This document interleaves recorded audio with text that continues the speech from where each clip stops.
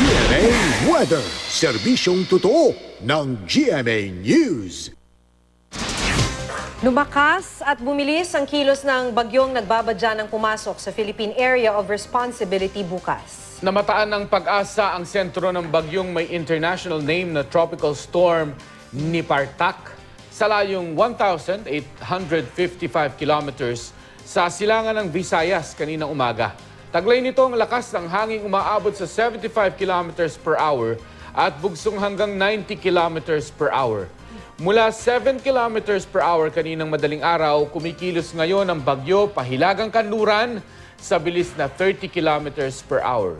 Base sa wind forecast map ng Metro Weather, bukas ng umaga o tanghali maaaring pumasok sa PAR ang nasabing bagyo at papangalan ng Butchoy ng Pag-asa. Nananatiling maliit ang tsansa nitong maglandfall sa bansa at sa halip ay tutumbukin ang Taiwan. Sa kabila niyan, maging I am ready sa paglakas ng hanging habagat dahil sa paghatak dito ng bagyo sa mga darating na araw. Uulanin ng husto ang Palawan at Visayas hanggang sa iba pang panig ng Luzon.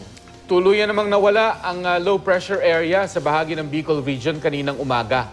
Sa ngayon, ulang dulot ng Intertropical Convergence Zone at mga local thunderstorm ang mararanasan sa iba't ibang bahagi ng bansa.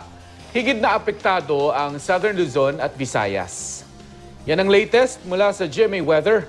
Magplano para sigurado. I am ready. Serbisyong totoo ng GMA News.